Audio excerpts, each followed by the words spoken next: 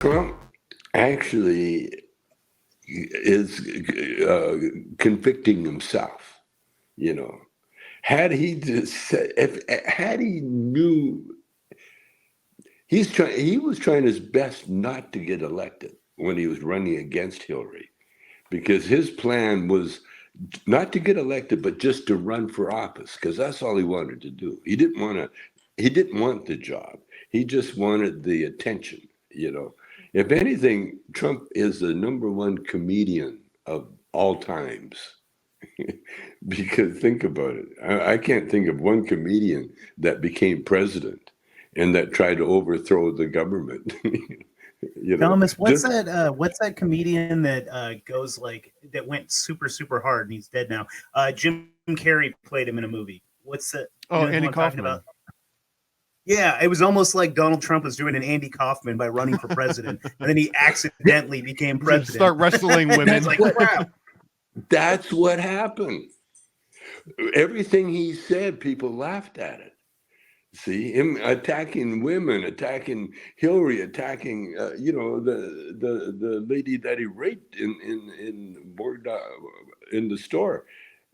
To the people, it's a movie. You see what happened with Trump? This is what kills me, man. He was taught how to act by the apprentice, you know.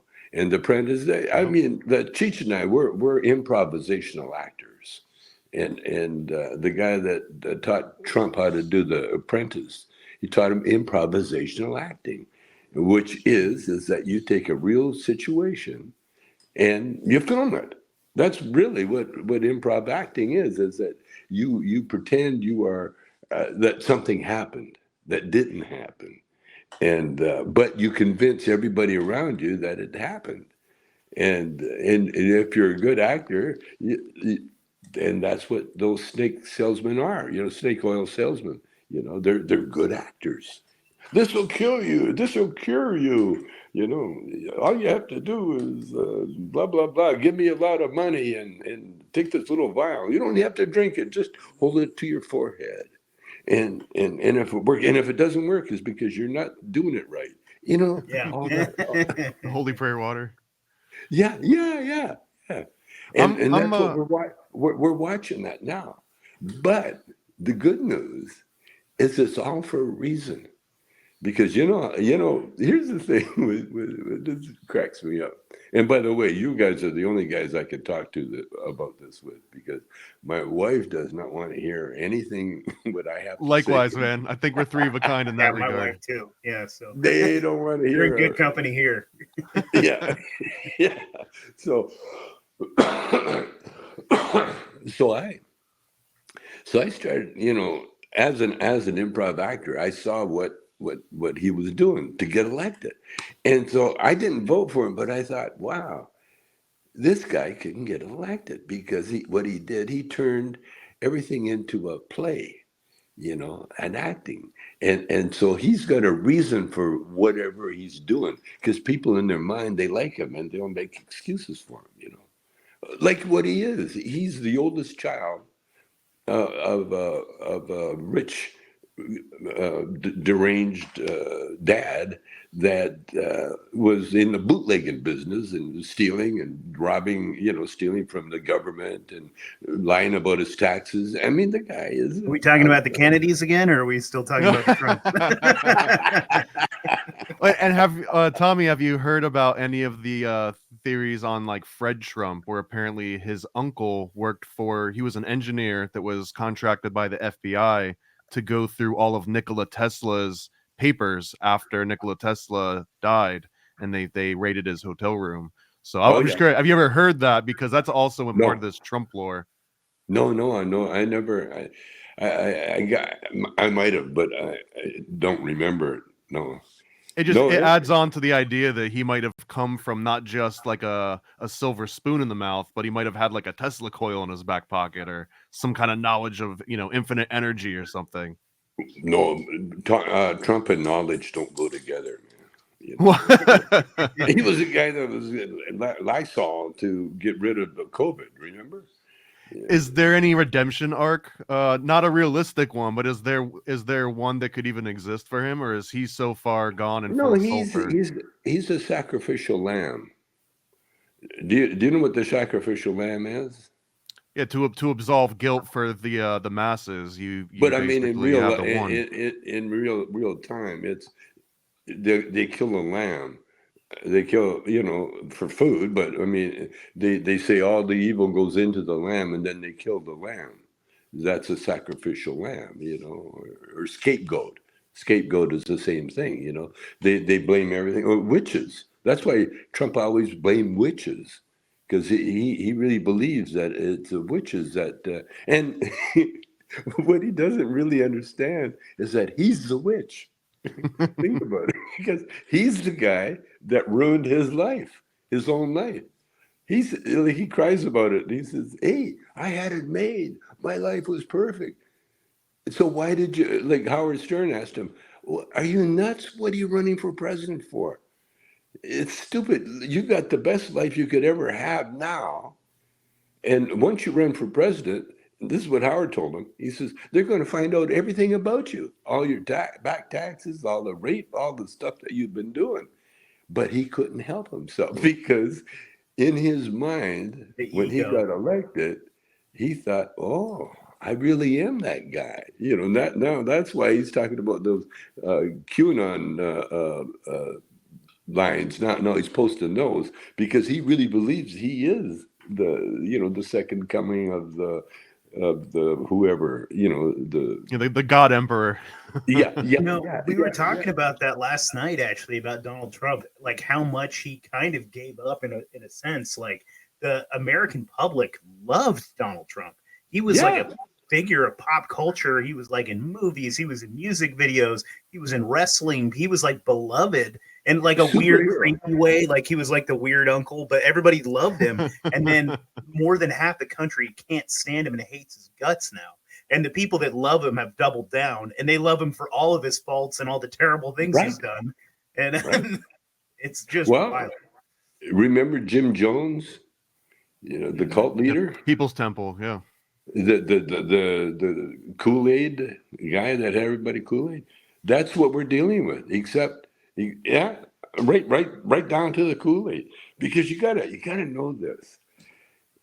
Trump, everybody that votes, he hates everybody that supports him. He actually hates. He loved Hillary's life and the way she was. That's why he had to knock her reputation, because that's the only thing we have on this planet. And when people start lying about your reputation, they're really committing a sin against themselves, bearing false witness. You see, all the rules of the humanity has been written down, and these rules are set in stone, whether you believe them or not. They're set in stone. If you break those rules, you will suffer the consequences. And the consequences now is what's Trump suffering. Because right now he was dangled, he was the leader of the free world for a few years. And after he messed that up royally, but you got to remember, what we live in a physical universe, and we only learn from our mistakes. You don't learn from your perfection. Like when a golfer shoots a 59 or something, and they ask him, how did they do it? They got to admit that, well, it really wasn't me. Something took over and brought me to where I am, you see. So we are ruled by the unseen, by the spiritual world. But there are laws that in there, like the Ten Commandments, they're the commandments. They're not suggestions, you see. And the commandments, like when I was growing up, we had a wood stove, and outdoor plumbing, but we had a wood stove. And the first rule of the wood stove is don't touch it. It's hot. It will hurt you. It will burn you. Did you ever touch it? No, I never did. No, I understood. I'll tell you what I did do one time when I was a kid. When I was really young, I was in a hospital, and then because we were so poor, my dad had just came from the army, from the war, the Second World War, that and he was sick. He had problems, and my mother had TB, and so the three of us, kids, my brother and my sister, younger sister, we were put in a home. And once we got in the home, there was the laws that would govern how it worked. And how it worked was find a big kid. This is me because I never had my brother or anybody there, no family. So what I would do, what I did, just automatically is find the big kid, that sort of is getting ready to leave the home, and hang close to him, and that way you're safe, And so I forget what the question was. Do you remember? Oh, what we'd asked if you'd ever touched the wood stove. We were talking about. Yeah, we were just playing jazz. We're just playing Yeah. jazz, man. And you just mentioned when you were sent to that home. I remember when I read in your Chong, you said that you showed up and they just immediately took all your clothes and all your comics. And I was Yeah. just curious. I'm a comic book fanatic. I've been publishing comics of my own for like 10 years. But I was wondering, do you remember what comics you were reading at the time, or like what your favorite comics were around then? They were, Shazam, Captain America. There was Wimpy. Do you remember? Do you have Wimpy? Popeye? Oh, okay. Yeah. Say Popeye, and then he had Wimpy was his friend that was always eating the sandwiches. hot dogs, hamburger. That's right. Hamburger. Yeah. He was a hamburger freak. I figured out all that were like sales thing pitches, to sell hamburgers. And Popeye was what was his thing? Spinach. Yeah. Spinach. Yeah. Eat your spinach. They still sell that. They still sell Popeye spinach in the store to this day. Yeah. You see, now that's my theory about, like you said, comic books. See, that was the medium that was the television and the iPad of the day.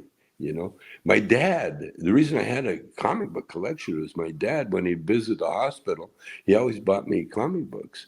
And then when we finally got our house, when my dad would go on road trips, he was a truck driver. He would come into our bedroom and pick out a handful of comic books and take with him, because he was a big comic book hero, aficionado too. Yeah, I think my favorite part about comic books, that I think you still can't even compete with an iPad or any sort of other technology, because even if you've got an iPad, if it's not a comic book, if you can think of some really abstract, crazy scenario, it would still take someone a long time to model it in 3D and make a whole like video out of it. But if you just got a pen and paper, you can make something that would cost hundreds of $millions of CGI with just the pen and paper. And there's still no other medium that lets you do that so efficiently that I know.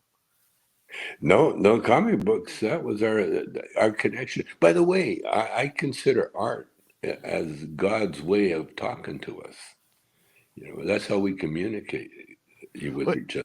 In the Chong, you mentioned that it might even be sound. That sound and like vibrations and frequency could be sort of like the ultimate origin in some capacity, right? Yeah, well, in the beginning was the sound, and the sound was, God.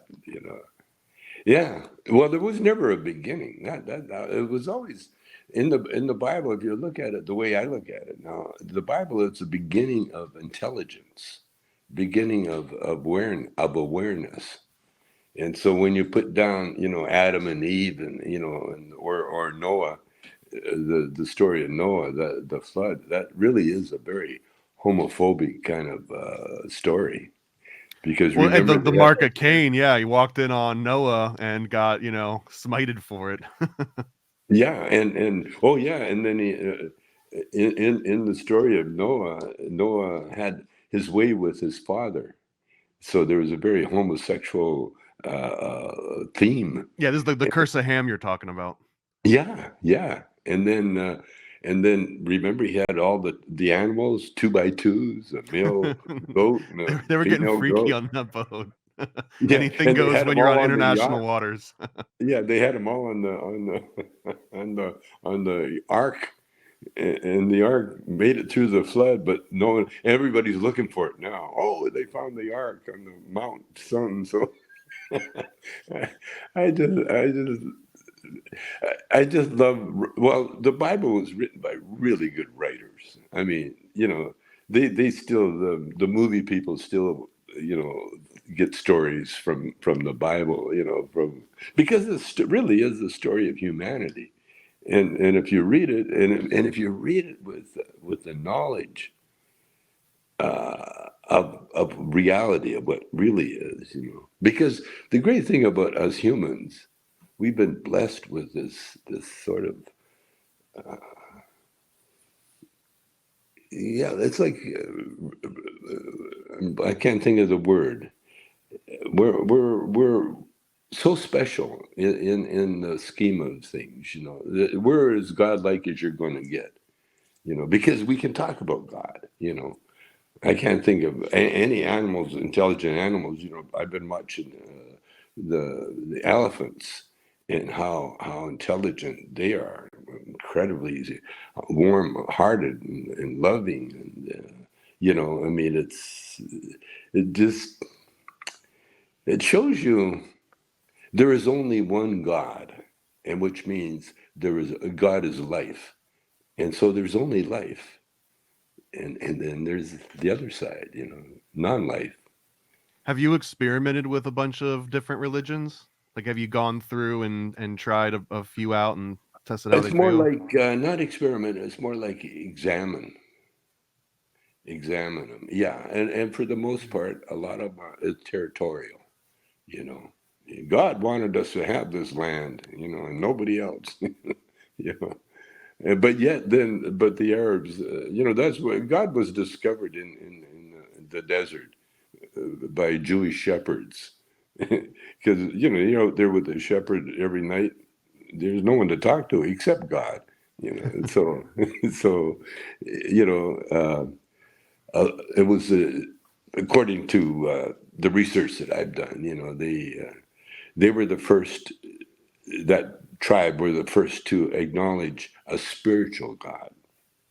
And everybody else had up until that point had been worshiping the sun or the rocks or the animals or something visible and viable, and it was the Jewish shepherd that said, you know what, we can't see that power, and then the Bible, the First Testament and the Second Testament was all you got all the folky stuff wound into it too, So it's really good reading. But you when you read the Bible, and if you're spiritually aware of the power of the Spirit, the Bible is just full of all these little reminders of that spiritual power, which is all power, and it is fun. In that way, when I went to prison, I would be invited to all the different parties because I was a celebrity. So I hung with the Catholics, and then of course my wife is Jewish, so I'm always really close to the Jewish thing. And then, but then I got involved in spiritual, the Buddhism. I could be a Buddhist, but you know what I did? I started making. Oh, I have them here. Yeah, I started making these not a pipes. This is a pipe, obviously, but because I got busted for pipes, I was wearing these around my neck. These are like not a. And people say, "What is that?" I say, "Well, it's not a pipe." And so I make not a pipes, and then I went further with it. I said, "You know what? What we need is not a church, and we need not a God to run the church. Not a church run by not a God." And but because I'm not a god, because there's only one God. So I'm right, and it's a play, and I'm looking at it very hard to further my inheritance. Is that my legacy? The You know, legacy, yeah. I like that idea though. It has like a Discordianism feel to it, of like, just kind of like forcing people to look at it in a satirical way of the not a god, not a church. I love that, man. Is that something that's in motion or just an idea that you've been playing with? well, it's the idea, of course, but I've been making these pipes. Like for instance, I love to whittle and carve. That's what I did when I was a young guy. And so what I come up with now, I come up with these. Um, it's not a peace pipe. It's a club, okay, but it's not a peace pipe. In other words, this is a keep the peace pipe. Yeah. You get it? And what I'm going to do is make it so you can smoke out of these. And what in reality it is a club. When you go fishing, and you get the fish on board, and you got to keep it from jumping around and hurting themselves or whatever. You give it a little whack it. Welcome to the boat. Boom. So it is a fish club, but how many people go fishing with that? But it would be handy. They're handy to have around the house, just in case. Oh, just you get just beating invaded by. sticks in every room, or Well, in case not a peace clubs. yeah. Here's another one, man. Yeah, and I just love making this stuff, man, because it's so much fun. And that's what I love about nature. My wife and I had a little shop. Well, she cleaned up my garage a little bit, and she gave away a lot of stuff, and we got a little marriage thing going where she gives my shit away, I give her shit away, and then we argue about it. It's like After I gifting in do it. reverse. Yeah, why did you give that away? I was saving that. You I'm you, a uh hoarder. you mentioned that you like the outdoors, and I mean, I assume Yeah. that you just nature lover at heart. And I'm Oh, curious. This is going to be a weird one, but have you ever yourself experienced or heard like a really good, credible story of Bigfoot or any other sort of oh yeah, cryptids yeah. out there? I would love I to hear did. like what you heard. I did. This really good friend of mine. In fact, he's my brother-in-law in a way. He goes with Shelby's sister, Barry.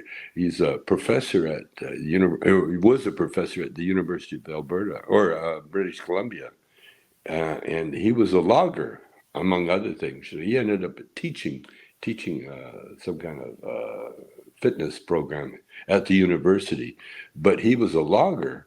And when he was logging, he was, the logs are cut down. He was in charge of moving the logs. And there's a pile of logs, long logs, they're 40, 50 feet or whatever, they're there and like piled up like matchsticks almost. And, and he was standing on one and all of a sudden he felt the log moving and he thought, oh, it might be shifted or something.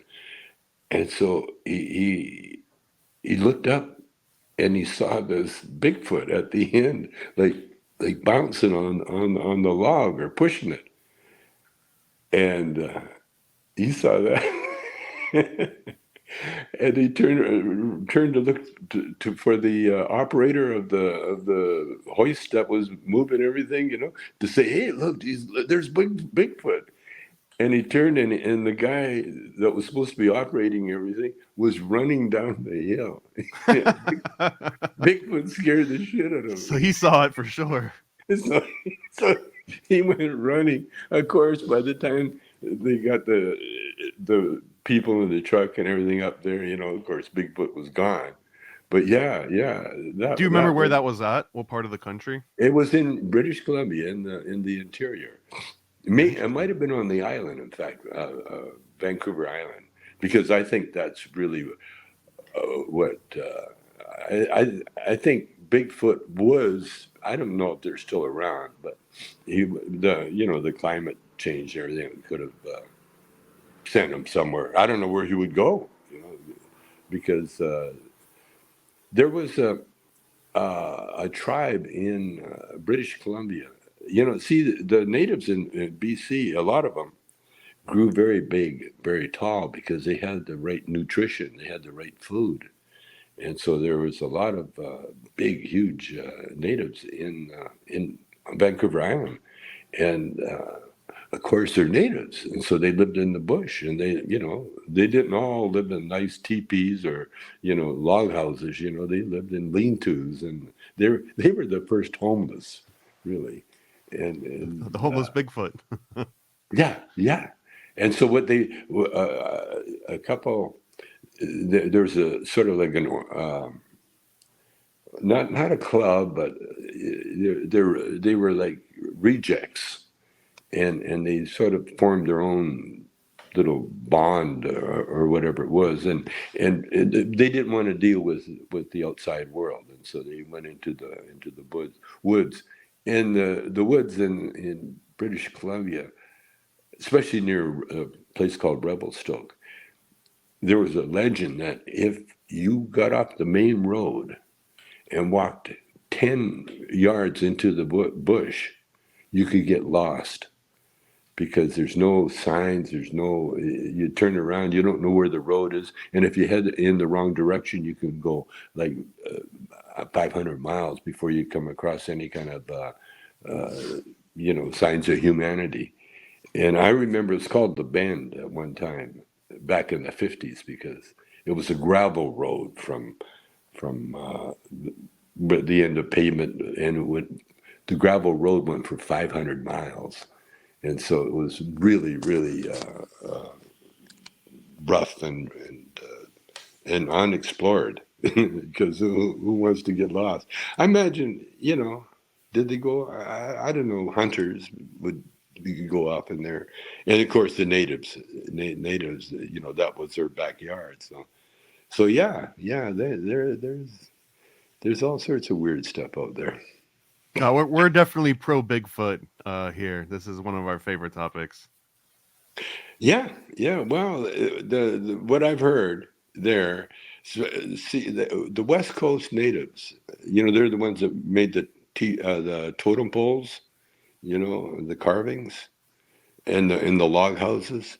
You have to be big and the boats. They carved boats out of a single tree, and so you had to be kind of big and burly to do that kind of work. And a lot of them were not anymore. Not anymore. The white man and the alcohol kind of took care of all that. And the welfare. Processed food and the white flour and all the garbage that we Yeah. poison And yeah, poisoning people. my mother, we found out not too long, a couple of years ago, that my mother was 25 or 20%, over 20% native, which meant her mother was half. And my grandmother, my mom's mom, she committed suicide when my mother was very young. My mother was about 7, 8 years old, I guess. And so my mother she was taken out of school and put into a domestic situation because she was native. And so my mother we always knew that she only had a grade 3 education. And when she would write letters, she'd write in sort of like that scrawl, She never was taught. But she was, like I said, she was 20% native. And so she had all the native vibes, which she passed to me, the storytelling. She would tell us stories. And I became a storyteller. It's funny because I never became a storyteller until I started doing comedy. And I never started doing comedy until I was in my 30s, 40s, 30s. Yeah, I guess 30s, 40s. Yeah, 40, 50. Do you have any favorite modern comedians now? No, I just, whoever I see, I just love it. There's a female came on, man. She had the funniest bit. She's talking about the gynecologist, going to a gynecologist. And she said, well, first, you had to wait for you. So you put all the instruments into a refrigerator. And then she said she laid on the cold table, and but the worst part about going to a gynecologist for her was shaving her legs. She said she had to shave her legs, and the good news is she lost 7 pounds. That might have been the Bigfoot we've been looking for. Yeah, so yeah, I love comedians, and I love new comedians. I used to go to the Comedy Store, when I first started doing stand up, and that was the best time of my life, man. Because you go there, it's like you're shopping, for bits, because that's when you don't have good writers, you go where the good writers perform, and so I would go there and have the best time, man. Yeah, doing stand up, that was one of the most fun eras of my life, man. God, Tommy, you still ever get up there? yeah, they ask me every once in a while, and my wife she's still not talking to me because I quit doing stand up. She was my partner, and she wasn't ready to pack it in, but no, I had to, because you can only do it for so long, and then you gotta really give the stage up to people that need that time. I got to the point where I don't need the time anymore, but. Yeah. I hang with a lot of rich people now, and rich people are funny because they always want something for their whatever they give you, a gift or pick up a tab or whatever. It's just in their nature. And so we went to a wedding. My wife and I went to a wedding in New York. A very wealthy friend of ours got married. They spent over $1 million on the wedding, and part of the perks was that the owner of the Celtics, one of the owners, was at the wedding. And so the Celtics were playing the 7th game against Miami, and it was like a big thing. It was almost like the finals.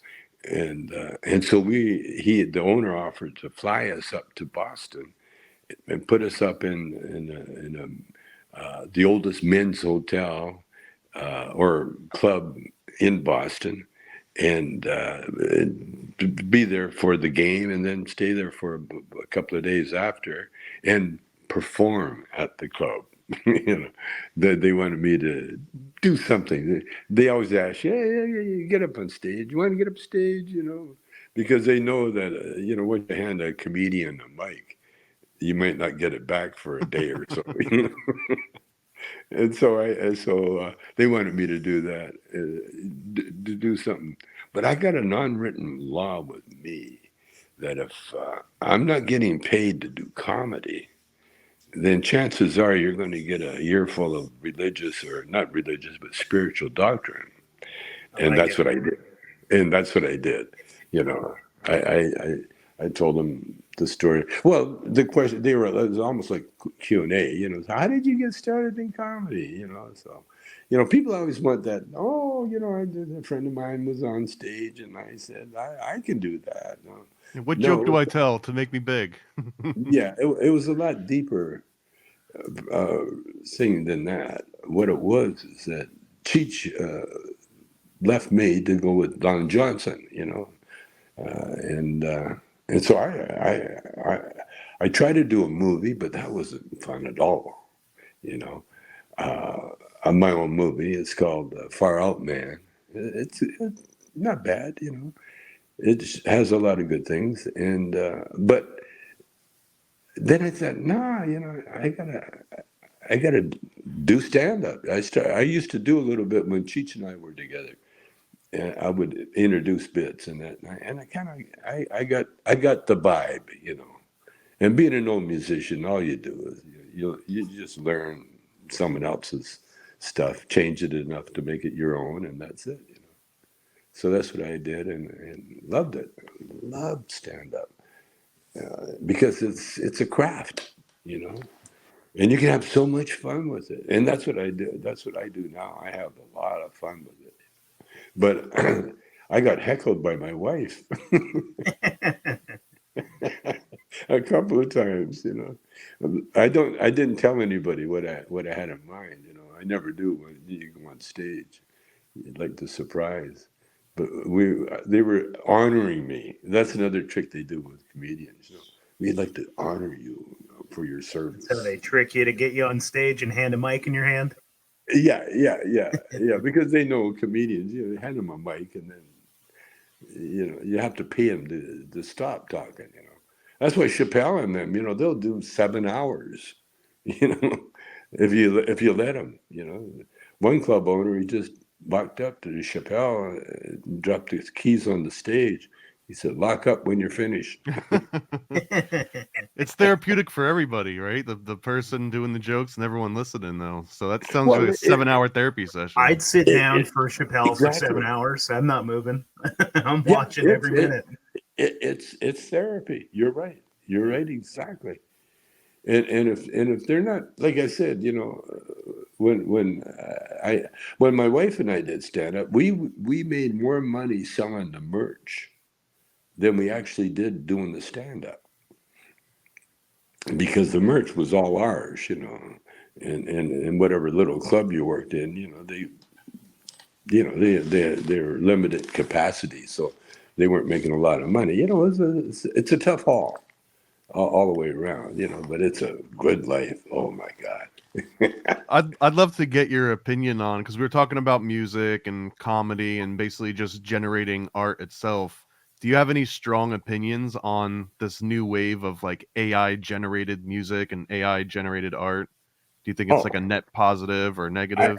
I love the way the human gets all sort of like, oh, got to be afraid of, the computer. Oh, that telephone thing. Well, that's never going to work. That'll never replace the telegraph. You're speaking Thomas's language right now. Yeah, are you thinking so you're generally pro AI or just like not anti technology? Well, people take things for granted. They take the automobile for granted. I mean, once you show them something, it's like, well, yeah. Well, it's that old joke, where the little kid, gets swept out to the ocean, and the lady goes, "Please God, save my boy," and the next wave brings the boy back on the shore, and the lady looks at the boy and looks up at God, says, "He had a hat."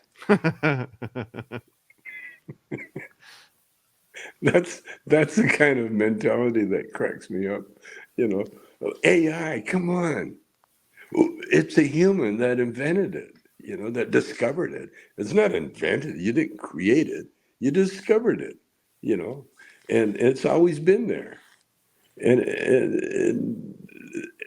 yeah, that's why people are still confused about God. They think, oh, God is something that they can control. God, make him stop. It's but and I think one of the reasons is, yeah, it just come to me, and the reason is that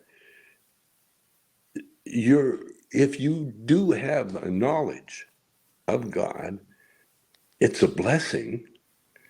And if you keep your mouth shut, no one will know, and you can get through life pretty easy. But if you get too loud with it, next thing you know, you're the guy that everybody will blame shit on, and eventually,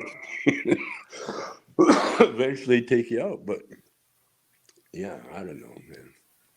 It's the way we are, especially with AI. AI, of course, we need AI, because that's the next future. And then what they're going to do is AI. What's the next AI?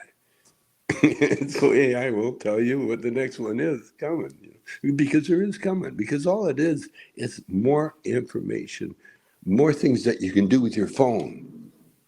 Come on, there was a time when the phone, the only thing you could do was talk to somebody else, But now look what you can do with your phone.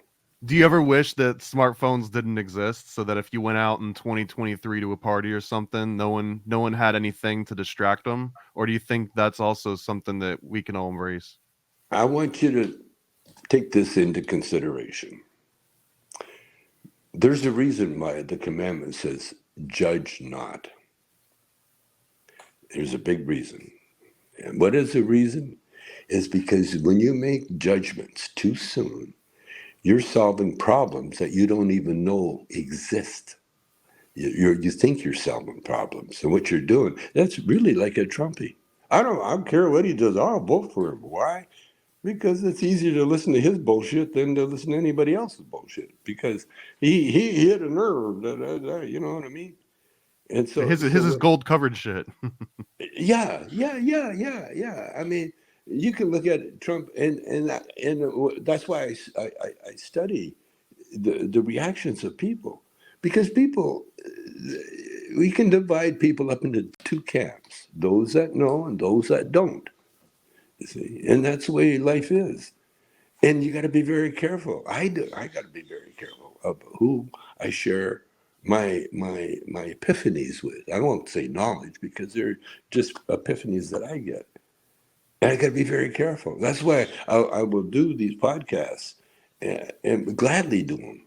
You know, because all the other times I got to keep my mouth shut because people are going to find out. They're going to find out for themselves. Oh, that wasn't the right road. You know, I went all the way down there and I got lost. I got in a lot of trouble and everything else. And then I realized I'm on the wrong road.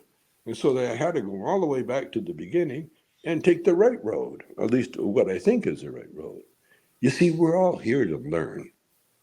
And there's no limit to anybody's ignorance as we see, you know. So, I mean, why would a guy in, where was it, in Philadelphia, all of a sudden decide time to kill somebody? And so he'll take his AR or whatever he had and went out and start shooting random people on the street. Yeah. I And mean, so if you're asking me, I usually err towards MK Ultra CIA programming when it goes down that route, the CIA, or the some lingering program that is left over from that 1950s 1960s era of SSRIs and basically like programming, and not maybe not like they kidnapped somebody and programmed them and sent them out there, but the residual training and the techniques that they developed by the military. I feel like they've kind of escaped the laboratory, and now they're out in popular culture, and all of those things are just affecting on a much bigger scale. But again, I'm a conspiracy theorist at heart. yeah. Well, that's what I'm saying. You know, yeah. I mean, that's what we all are. We're all conspiracy theorists. You know, how did that happen? I don't know. Well, even the ones that, like myself, that say, well, it was meant to be. You know, obviously there's going to be repercussions of that. You know, and we're going to find out what they are. You know, for instance, you know, the massacre at one of the schools. I forget Parkman. There's so many now that you can't really keep track of them. But the was it the brother of one of the victims? You know, David. He became a big activist because that's the other David Hogg, you're talking about. yeah, David Hogg. Yeah, he became an activist, and he's got a life work ahead of him. You know that he was picked. You know because of that. Uh, yeah, well, that's how you learn. You know, trial and error in the physical universe. And I was going to say, you got to be careful, uh,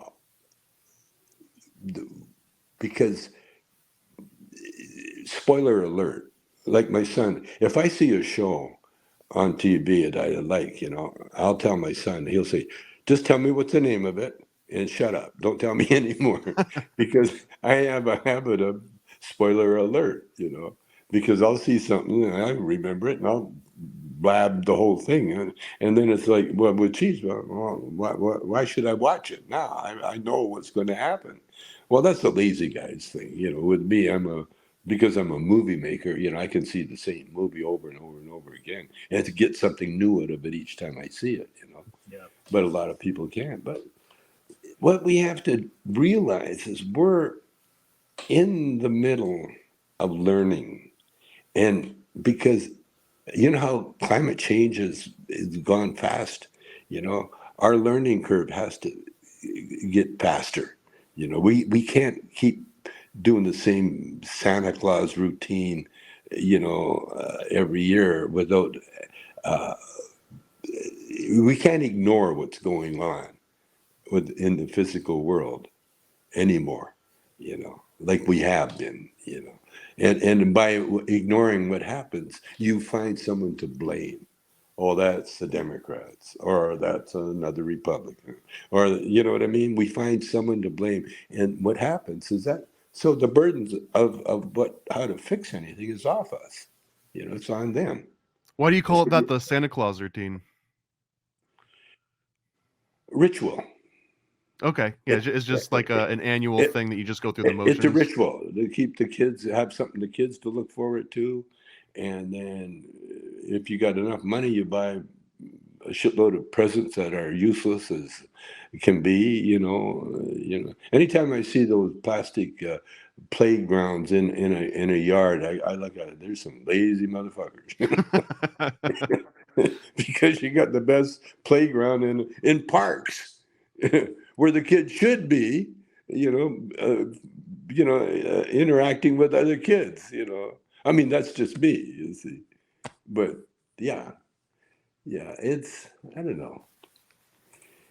We're in a learning thing, and that's what I am. I'm still learning, and when I had to stop doing stand, or first of all, I had to stop doing the Cheech and Chong show because we just got too old. You know, we went from young guys playing old guys to old guys trying to play, trying to get young enough to play old guys. and, and it's time to move on. Life never stops. That this world keeps turning, and so you got to look at the next thing.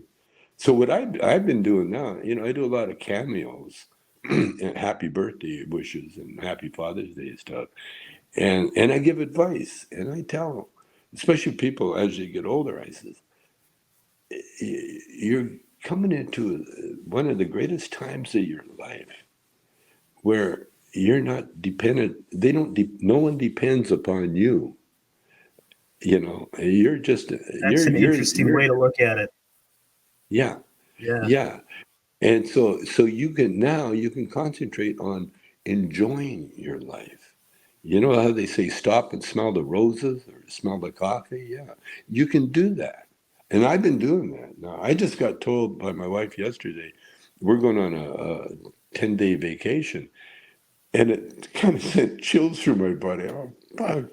I don't want to be away from this for 10 days. I got it made here, man. I sleep as long as I want. I get up, Now eat you're gonna have whatever an I want. itinerary, yeah. I take my big job is to take the dogs for a walk and clean up their shit, which I do.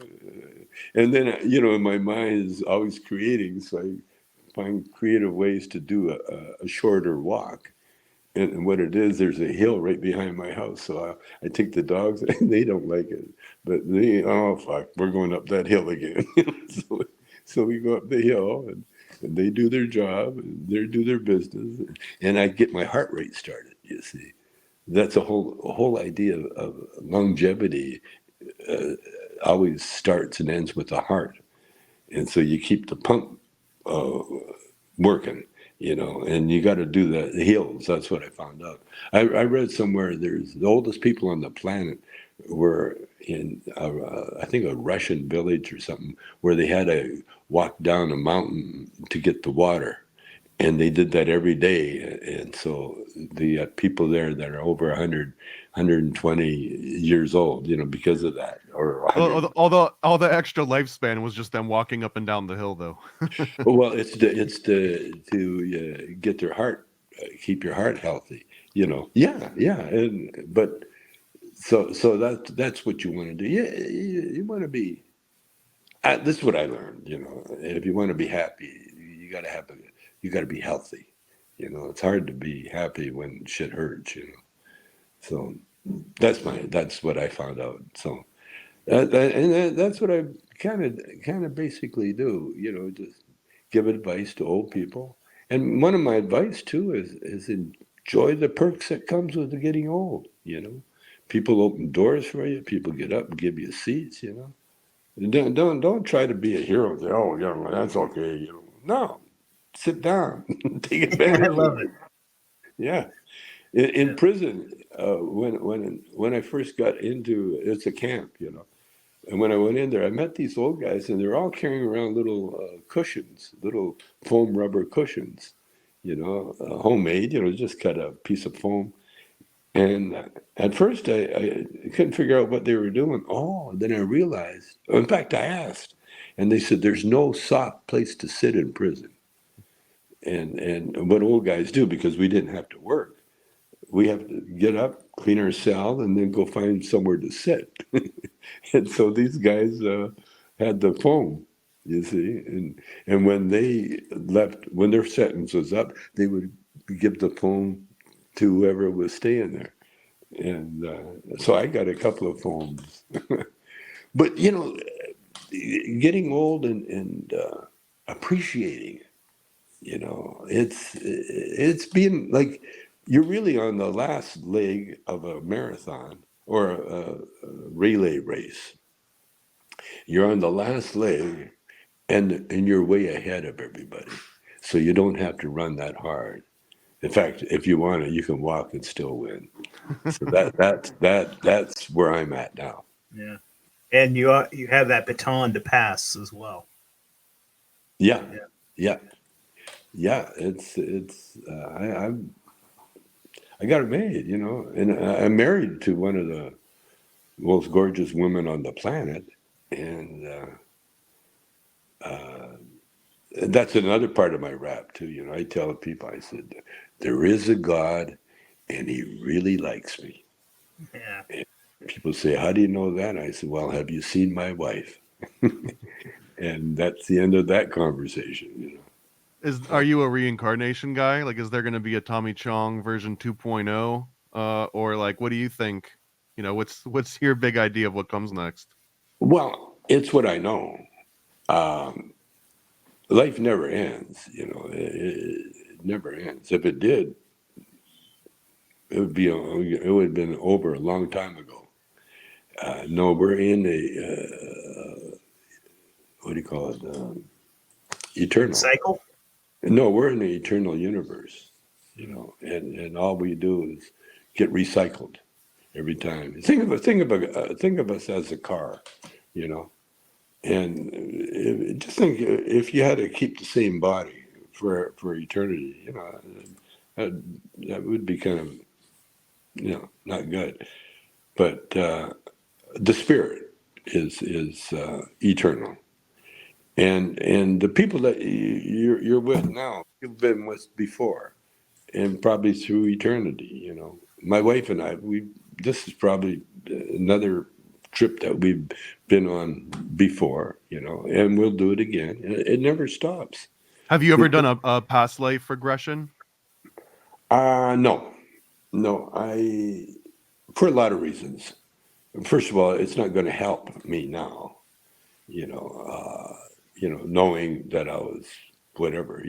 I think we were, for the most part, I think I'm just guessing, but I'm quite sure I was a warrior, because when I came out, you came out like a warrior, not a nerd or not an intellectual or anything like that, or a sports guy even.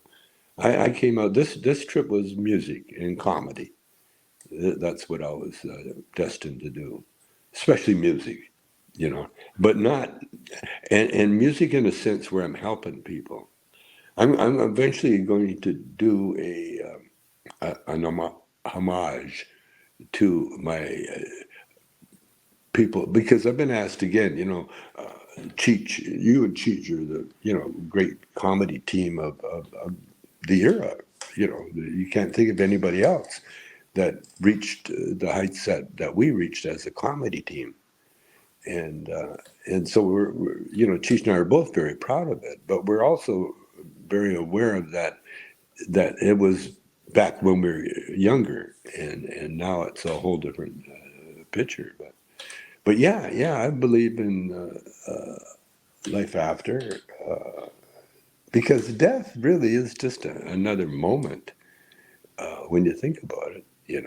Like the moments that we have. And like this Earth is going through space at a speed of 1,036 miles an hour. And as it goes through space, it's turning. And think about this.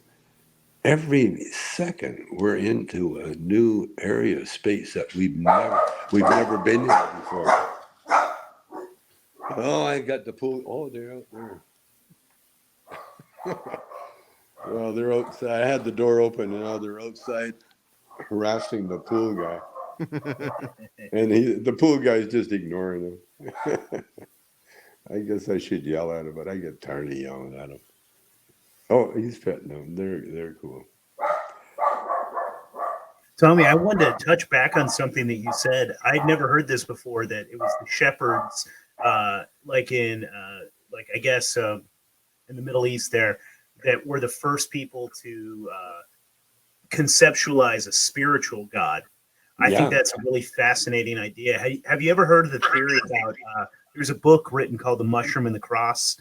It was about how possibly the whole story of Christianity and maybe even some of spiritual Judaism and stuff like that was all like a hallucinatory, like they were having spiritual experiences with psilocybin, and it just made me think of how psilocybin grows on Wheat. like cow patties out here. I was just thinking maybe some of the shepherds were finding maybe some Oh, yeah. psilocybin growing on some of the lamb turds. Some of the, I don't Oh, know. That's a fun idea.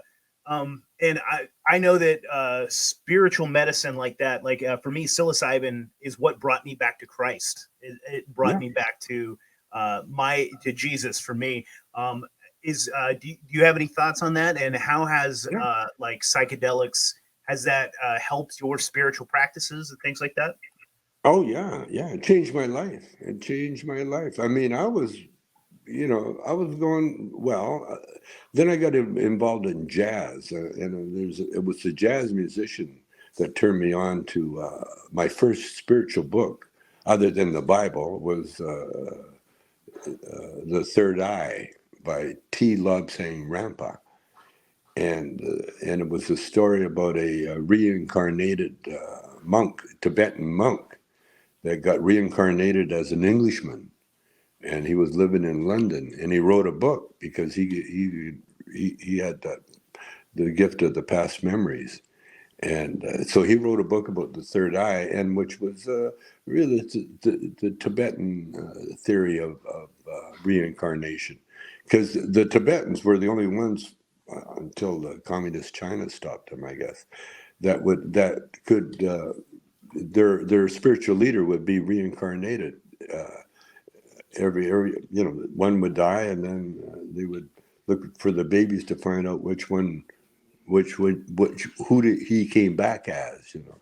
And so I got turned on really, really young, to first of all to Lobsang Rampa, and then there's a prayer. It says, "Ask and ye shall receive." And so then I started asking questions. Well, is there a God? Is there a God? And the answers started coming. And now I guess the spirit world, or was ordained that I would do what I did. But I had spiritual help all the way, all the way. Like one time I was in New York, I was walking to a gym. I had my gym bag, and I swear to God, I'm walking, and all of a sudden there was nothing to stop me, but I stopped. Something stopped me and turned my body, and then propelled me toward this bookstore, a publishing house, HarperCollins Publishing, and it wasn't even a bookstore; it was like a publishing house. And I walked through the door, and I felt that power walk me over to a section of books. And by then, I was kind of smiling. I was kind of, okay, what's going on here? And then I felt something take my hand and put it on the book. And I looked at the book, and it was the autobiography of Joel S. Goldsmith. And so then I took the book and went up to the cash and paid it. And I don't think I went to the gym. I don't have a memory now, but I don't think I went to the gym. I think I took the book and I think I went home and I started reading it. Now I still got it. I still got a version of the book here. The original book, I don't know what happened to it, but Had you heard of this book before, or was this the first time No. you'd ever even seen it? Never heard of it. Never heard of the guy. Here he is here. It's called The Master Speaks. And this is, can you see it? Yep. Yeah. The Master Speaks. It's by Joel S. Goldsmith. And if you go online, you'll find quite a few books that he wrote. He wrote The Art of Meditation. He wrote of all that. No, I'm turning you guys on. I usually don't, unless you ask. And because you did ask, I will show it to you. You will read it. You will. Joel Goldsmith explains the evolved, because once you read his book, a brief history of Joel. He was a Jewish working in the shmata business, clothing business, and his job was to get the fasteners for tailors making clothes and that. But he was always searching for something. He was born a Jew, but he wasn't really into the Jewish traditional thing. I guess he was raised by his mom, and like he was back in the First World War days, and he did a series of no. I'll cut this story down because it goes on forever. But he became a healer, and he became a healer because he went to the. He became a reader at the Christian Science reading. The Christian Scientist, Mary Baker Eddy. She was in charge of this Christian Scientist. They were the ones that believed that you get healed just by prayer. Right, they're the ones now. They're like going to jail because like their kids will die and they don't give them aspirin or something. Yeah. That they got too radical. Well, if you unradicalize it, it makes sense. We're all here to experience different things, And anyway, so Joel, his book just changed my life. I was going in the right direction, and I was aware of the power of prayer. You see, that's my biggest. I simplified everything in my life, and that's what God, the knowledge of God does. It simplifies, and once you simplify everything down to its root, the very beginning, and it really is the beginning of knowledge, for us.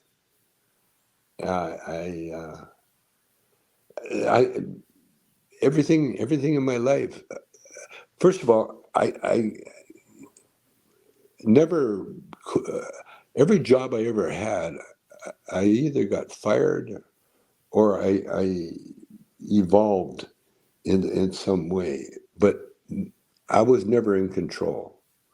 I always, and this started really young in my life, like at the home and that, where I couldn't depend on any kind of physical power that I had because I never had any.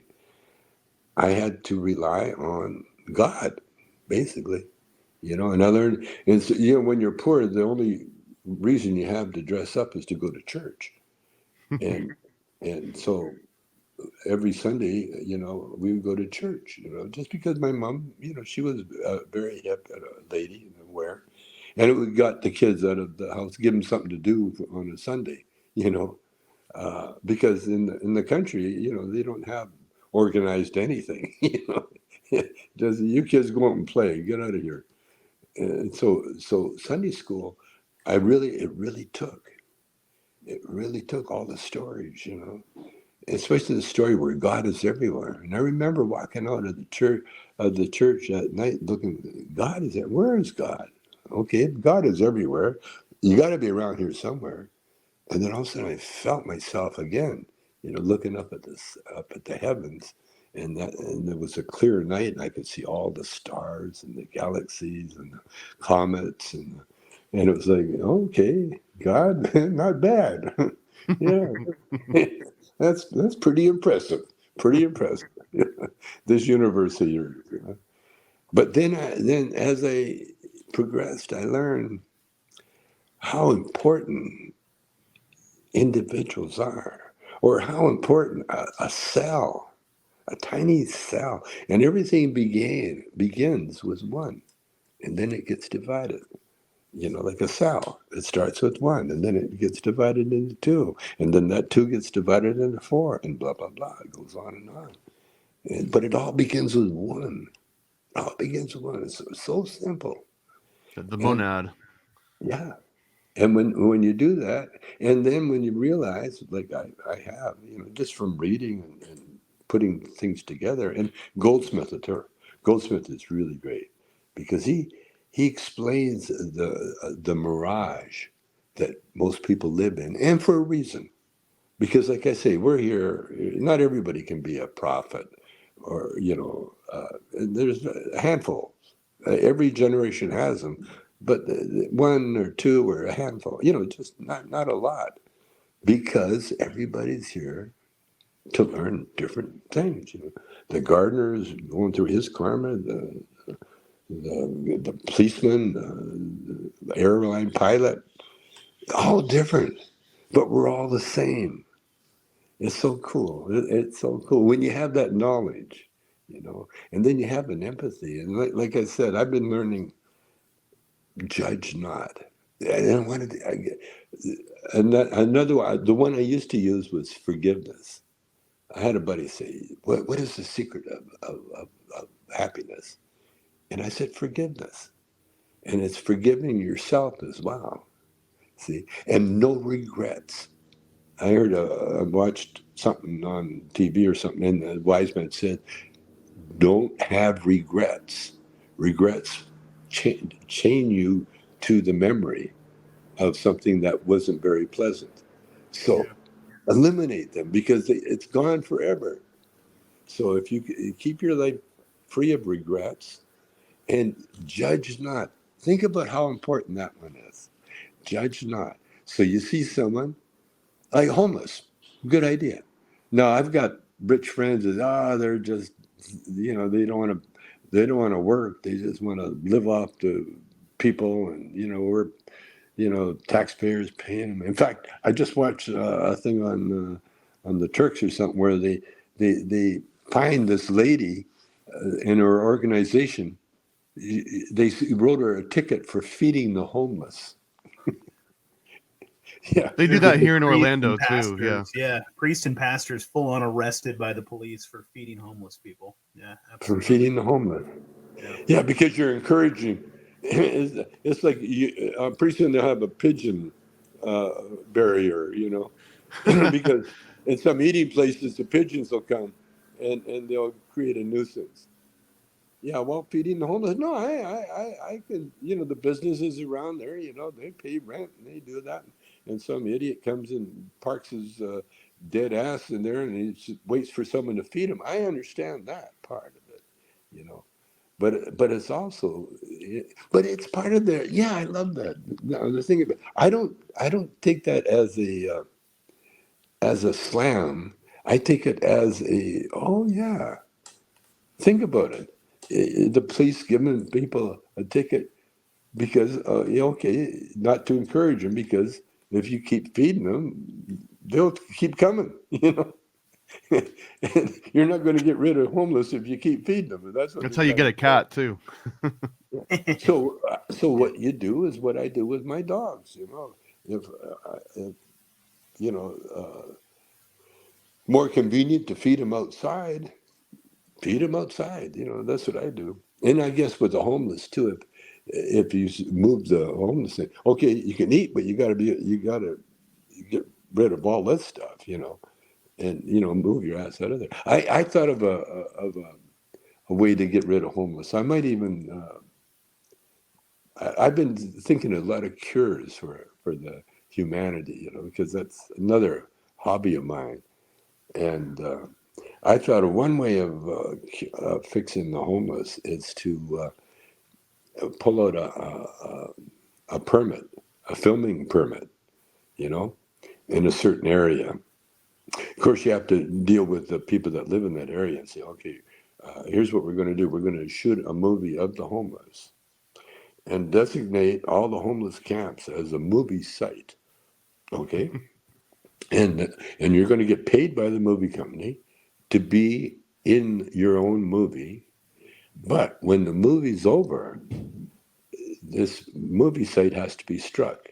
You have to get rid of the tents and all the crap. You have to move them somewhere else. And what I would do with a movie company is that the good actors, you know, they got a job, you know, because just being homeless isn't a crime, you know. And the ones that, you know, are want to be homeless, you know, the drunks or the drug addicts or whatever, you know, they have to move. So they can't be in certain areas because you got a permit to shoot movies, and you have a permission to keep that area clear. And so they just do movies and that's my theory, or that's my one of my solutions for a lot of problems, you know, like like big problem we had in Afghanistan when we quit fighting over there and sending money over there, and now that whole area is all messed up. You know, the women are getting treated really, really bad. You know, like the Taliban. You know, they're starting their shit. Yeah, we left Well, that vacuum and just get filled back up. yeah. Well, what I suggest we do is that we hire all the people that want to come to America, hire them as movie actors or working for the movie company, you know, because they're obviously intelligent and good people, you know, that need protection. See, the reason people migrate to America is for protection.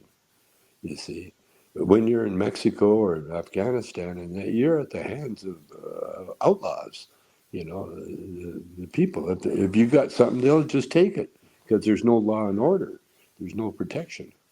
And that's why you know, the big migration from South America is because you know, their kids are going to get killed, or you know, they're going to get killed, or they're going to get held up, they're going to get robbed, they're going to get brutalized. And in America, because we have the law and order here, you know, they're safe here. You can become very wealthy here. You can't do that anywhere else without having other thieves come and take what you got, you know. So that's why our system is so popular, is because of the safety issue. So I've been working on these problems, and I think if we do a movie, this is my theory. If you do a movie showing people, because in the old days that's what they used to do, you know, they had very heartfelt movies. They're still being played today. You know, Jimmy Stewart's movie. You know, I forget the name of it, but you know, they're humanity movies. You know, as opposed to shoot 'em ups and you know, the thrill movies.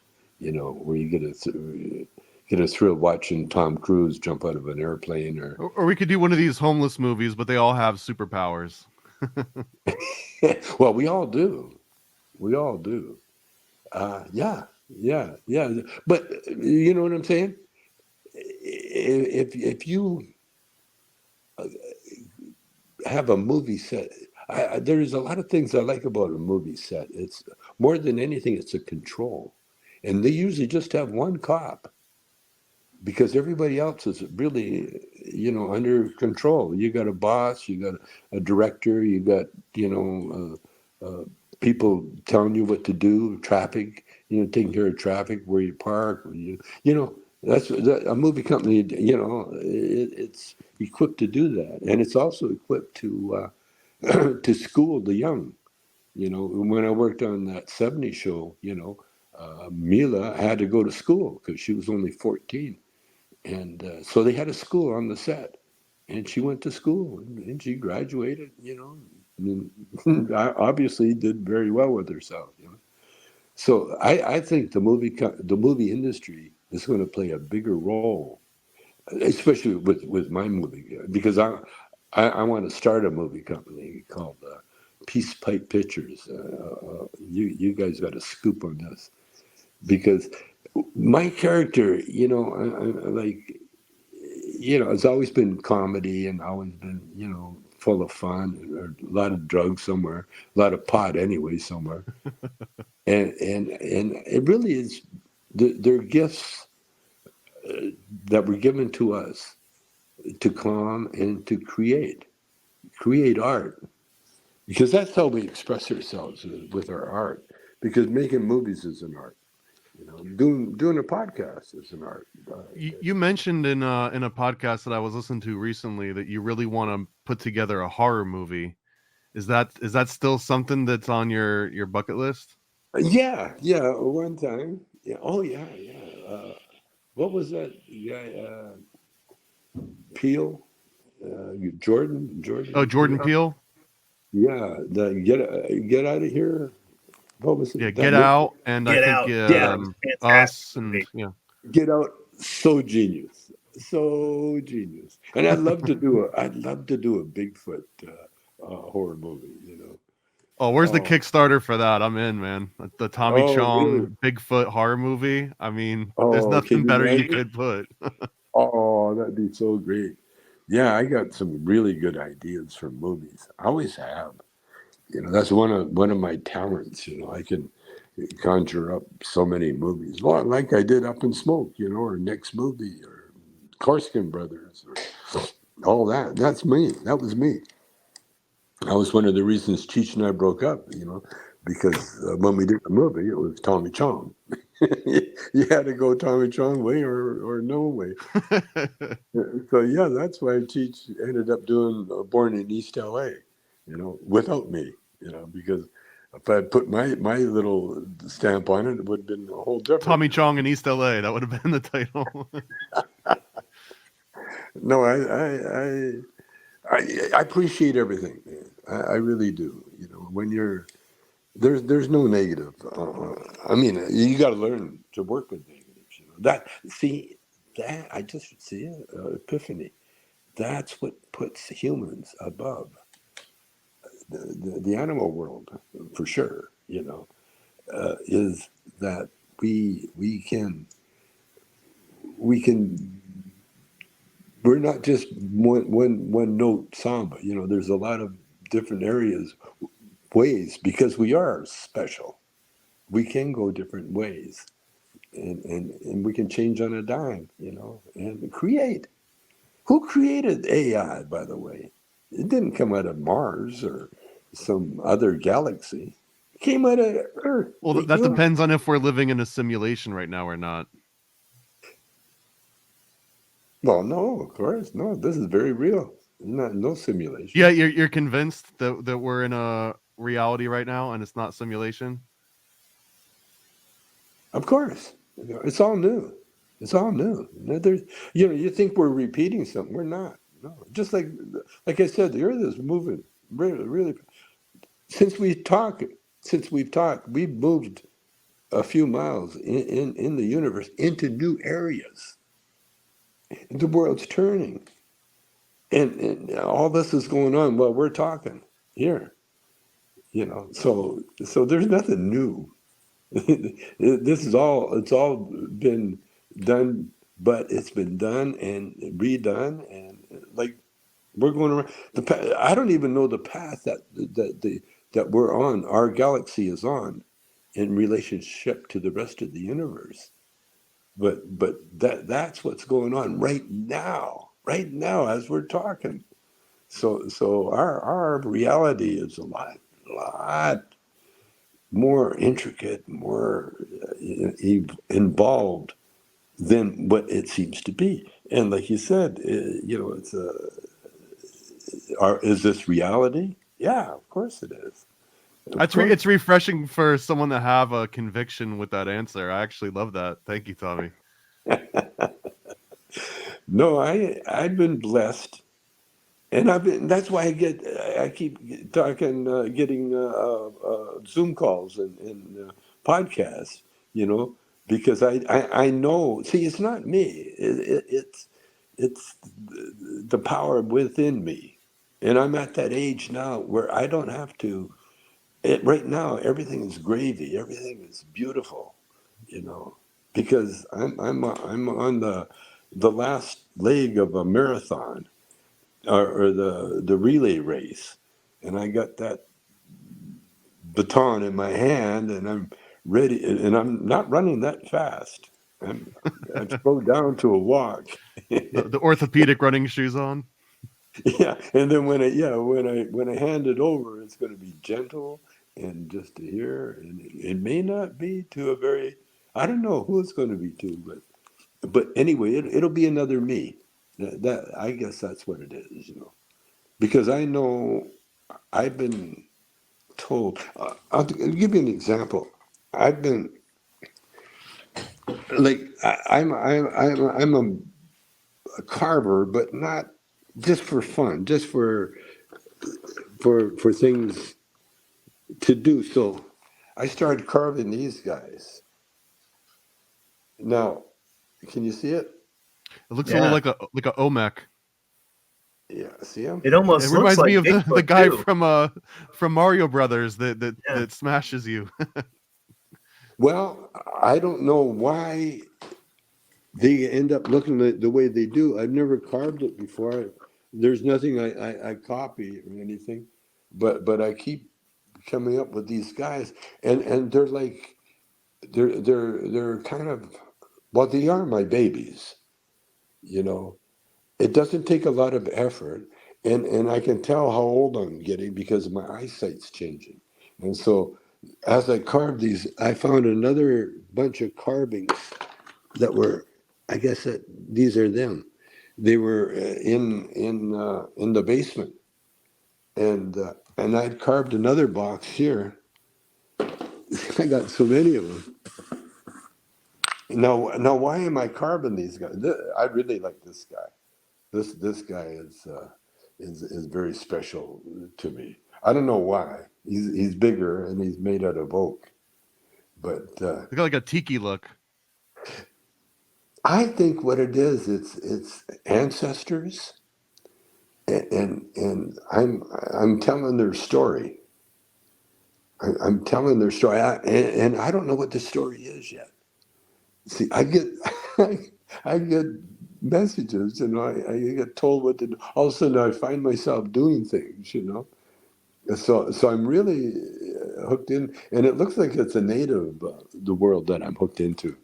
That Do you I'm ever part feel of. like you're channeling something? Like you've Yeah, almost been yeah. like possessed by like another entity? Well, not possessed, more suggest than possessed. You know. Or it's like a guiding hand more. Yeah, yeah, yeah, yeah. Gentle and beautiful and sweet and music, and like lately I've been listening to Unchained Melody on my phone, and it's Unchained Melody. People's reaction to the song, hearing it for the first time, and I've been doing it. I've been now almost a week now, maybe longer, and I play them because I love that song anyway, and I'm practicing that song, and it's like a vocal exercise for me because at first I couldn't hit a lot of notes, and now I'm starting to hit the notes, and again, it's it's divine somehow. It's serendipity.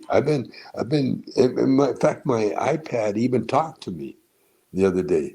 I was struggling away, and then all of a sudden, Siri says, "Why don't you record what you want typed, and I'll type it. It said that to me, man. Now, did I imagine it? That computer talked to me, dude. It's so crazy because I've kind of isolated myself now, because we're not performing anymore, and so I've kind of isolated into my space here. And when my wife gave away my hoarding stuff, I just started telling her, that I don't have any place, and then she pointed out that I've got 2 rooms and a garage. Uh, oh yeah. That's another thing. Another epiphany I had is that when you get older, you got to become your own entertainment. Because really, no one really cares what old people have to say or do. The only one that really listens to is yourself, and so you can have a lot of fun. And I do. I do. I laugh, like making these things, making these guys.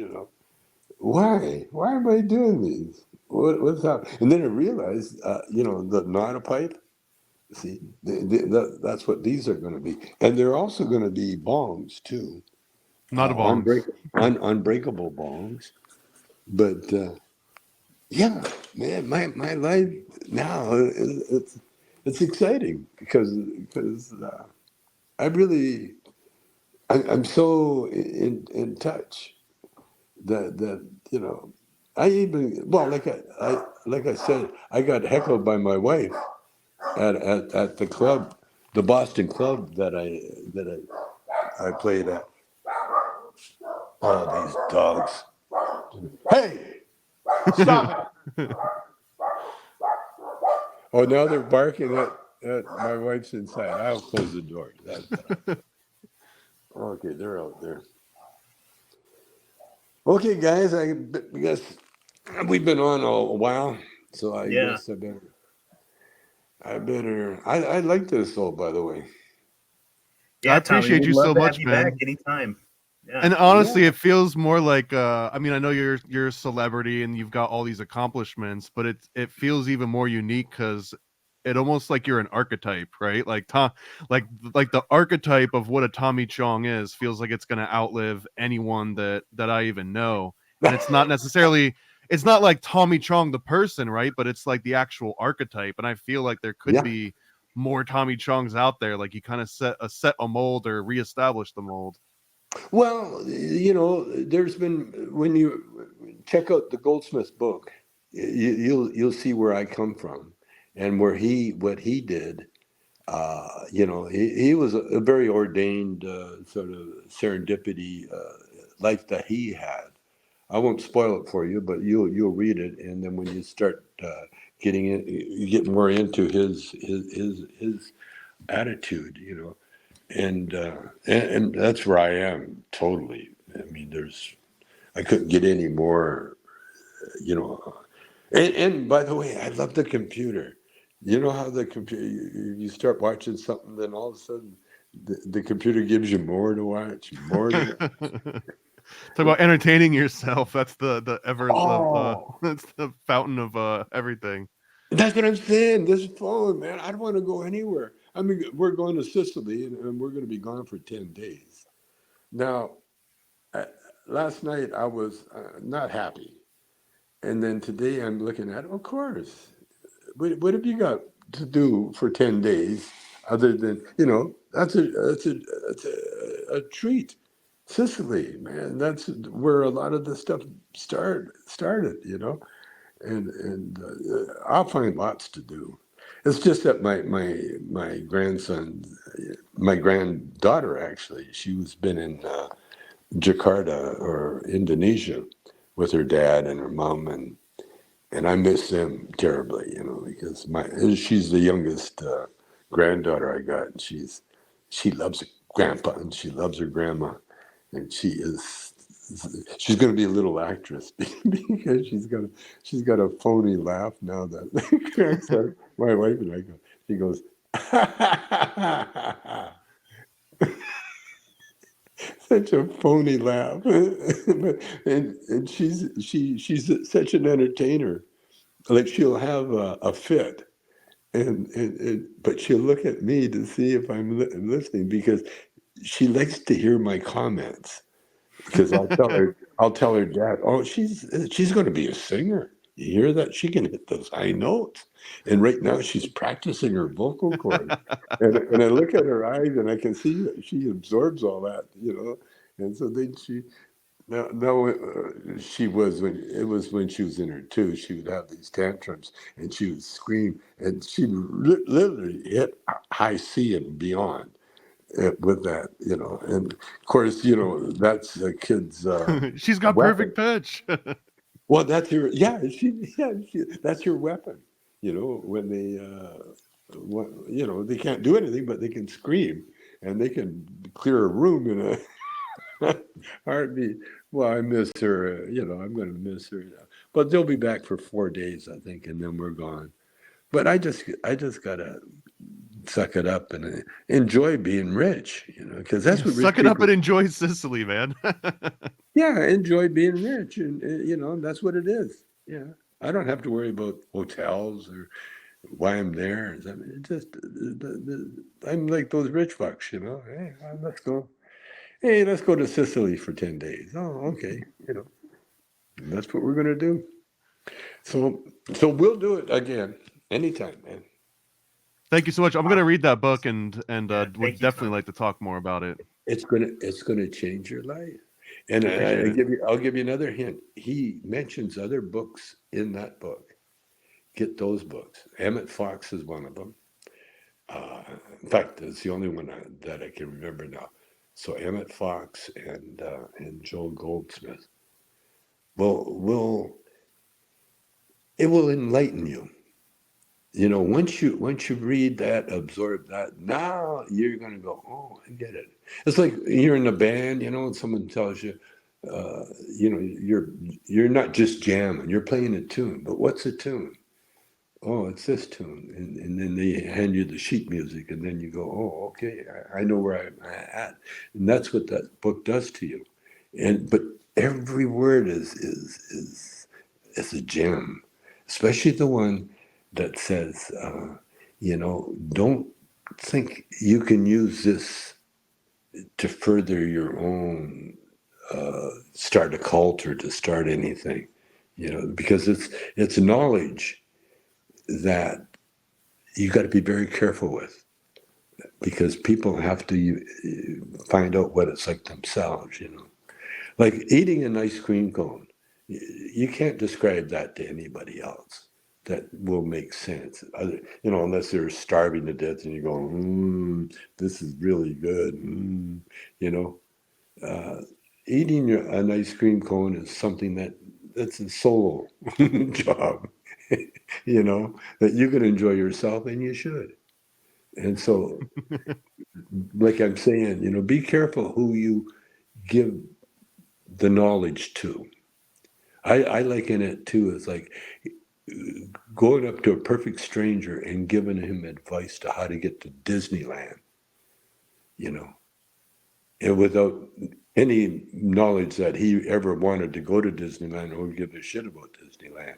So that's what a lot of people that are, that they want to spread the word, and so what they do, they'll put their seeds in unfertile soil, and it won't grow. Pearls before swine, for another Bible verse, right? Yeah, that's what it is. Okay, guys, love you. Love you too, Tommy. Thank you so much, man. Okay, man.